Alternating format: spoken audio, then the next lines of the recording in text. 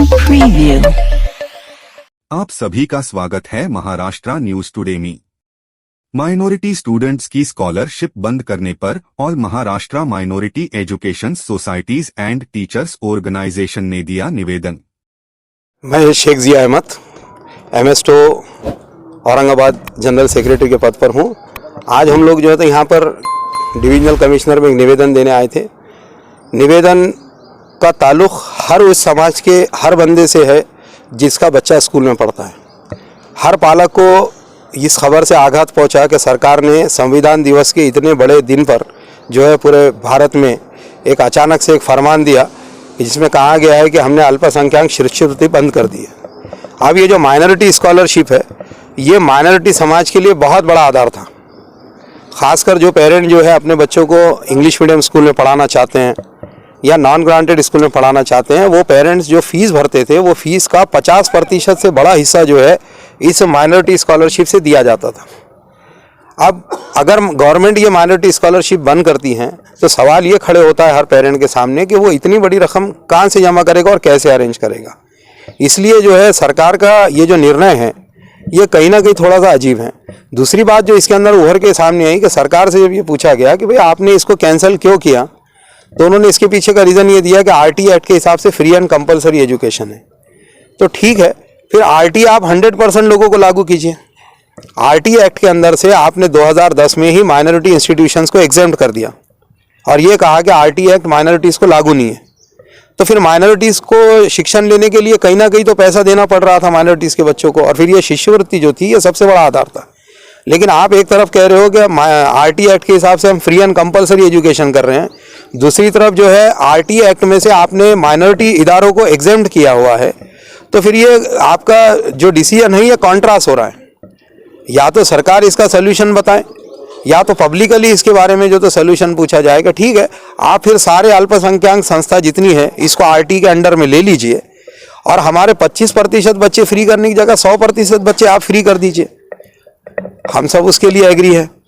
तो ये जो हुक्म है, इसको जो ऑर्डर है गवर्नमेंट की तरफ से आया हुआ, इसको फौरी गवर्नमेंट अगर वापस नहीं लेती है तो पालक वर्ग एक तरफ, दूसरी तरफ संस्था चालक और एक बड़े पैमाने पर पूरे महाराष्ट्र में इसका आंदोलन खड़े होगा। आने वाले दिनों में ये एक पॉलिटिकल एजेंडा भी बन सकता।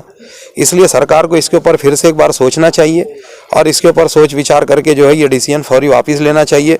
इसको वापस लेने से कोई बहुत बड़ा खर्चा होने वाला नहीं है। हमारे मिनिस्टर्स का जितना प्लेन में घूमने का खर्चा है उतने में पूरे भारत के महाराष्ट्र के बच्चों के जो है स्कॉलरशिप्स अमाउंट आती है। ये बात को सोचते हुए सरकार ने इस पर फिर से एक बार सोच विचार करना, ऐसा हमारा एमएसटो की तरफ से और सभी पालक वर्ग की तरफ से निवेदन है। केंद्र शासनाने मायनॉरिटीच्या ज्या विद्यार्थ्यांना स्कॉलरशिप मिळत होती 1ली ते 8वीच्या विद्यार्थ्यांना, तर ती एका आदेशाने रद्द केलेली आहे। त्याच्या अगेन्स्टमध्ये आज आम्ही ऑल महाराष्ट्र मायनॉरिटीज असोसिएशन संस्थाचालक आणि शिक्षकांची जी संघटना आहे त्याच्यामार्फत माननीय विभागीय आयुक्तांना आणि माननीय मुख्यमंत्र्यांना एक निवेदन दिलेलं आहे की ही जी स्कॉलरशिप होती ही अत्यंत तुटपुंजी, म्हणजे 1ली ते 4थीच्या विद्यार्थ्यांना 1000 रुपये भेटत होते आणि 5वी ते 8वीच्या विद्यार्थ्यांना 5500 रुपये ही रद्द करण्यात आलेली आहे। त्याच्यामुळे अल्पसंख्याक समाजामध्ये मोठा असंतोष याच्यामुळे निर्माण झालेला आहे आणि संस्थाचालकांनासुद्धा याच्यामध्ये ज्या संस्था अनुदानित नाहीत किंवा याच्यामध्ये सेल्फ फायनान्समध्ये त्यांना मोठा याचा आधार होता आणि त्यामुळे अल्पसंख्याक समाजातले मुलं शिक्षण घेत होते। परंतु या केंद्र शासनाच्या निर्णयामुळे फार मोठा आघात या अल्पसंख्याक समाजावर झालेला आहे आणि ते दूर करण्यात यावं म्हणून माननीय मुख्यमंत्री आणि केंद्रीय मंत्री अल्पसंख्याक मंत्री इराणी मॅडम यांना आम्ही एक निवेदन पाठवत आहोत आणि शासनाला आमची विनंती आहे ही जे परिपत्रक मागे घेण्यात यावं आणि ही शिष्यवृत्ती पूर्ववत करण्यात यावी, अशा पद्धतीने आज निवेदन दिलेले आहे। जर शासनाने या संदर्भात योग्य निर्णय घेतला नाही तर मोठ्या प्रमाणावर शांततेच्या मार्गाने आणि सनदशीर मार्गाने संविधानाने दिलेल्या अधिकाराच्या अनुषंगाने एक आंदोलन उभारण्यात येईल असं आम्ही या पत्रामध्ये उल्लेख केलेला आहे। मी Abdul Muqeem Deshmukh, all Maharashtra minorities societies and teachers ऑर्गनायझेशनचा राज्याध्यक्ष आहे आणि माझ्याबरोबर मोगल साहेब आहेत। मी आर एस मोगल, या संघटनेचा राज्य उपाध्यक्ष आहे आणि शासनाने ही प्री मॅट्रिक शिष्यवृत्ती रद्द करण्याचं जे कारण दिलेलं आहे की right of children to free and compulsory education act, हा ॲक्टमध्ये मोफत शिक्षण दिलं जातं असं त्यांनी नमूद केलं आहे, परंतु हा ॲक्ट मायनॉरिटी इन्स्टिट्यूटला लागू नाही आहे आणि अनेक बाबतीमध्ये कोर्टाने आणि शासनाने काही परिपत्रक दिलेले आहेत की हा ॲक्ट मायनॉरिटीला लागू नाही, तरी परंतु त्यांनी मायनॉरिटीच्या विद्यार्थ्यांना मोफत शिक्षण मिळतं या नावाखाली ही अट रद्द केली आहे. आमची शासनाला विनंती आहे की त्यांनी ती पूर्ववत सुरू ठेवावी.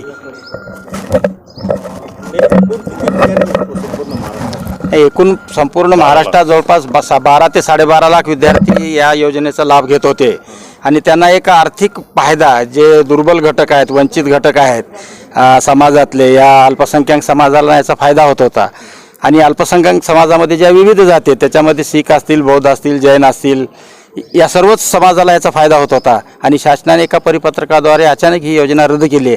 आता फॉर्म भरण्याची प्रोसेस चालू होती, अनेक विद्यार्थ्यांनी फॉर्मसुद्धा भरले होते आणि मध्येच ही स्कीम बंद झालेली आहे आणि म्हणून आज निवेदन देण्यासाठी आम्ही इथे एकत्रित आलो आहोत. तुमची संघटना ही राज्यस्तरावर आहे, राज्यस्तरावर. जिल्ह्यामध्ये असे तुम्ही हा. कलेक्टर साहेबांना किंवा डिव्हिजन कमिशनर हा, आमची संघटना राज्यस्तरावर आहे, राज्यस्तरावरच आमचं कार्य चालू आहे. तसंच प्रत्येक जिल्हा स्तरावरही संघटना आहे आणि जिल्हा स्तराच्या संघटनेलाही सूचना दिलेल्या आहेत की त्यांनी जिल्हाधिकारी साहेबाला आणि तालुका स्तरावर तहसीलदार साहेबांना अशा प्रकारची निवेदन द्यावीत आणि एक निवेदनाची परत राष्ट्र वरिष्ठ कार्यालयात सुद्धा पाठवावी.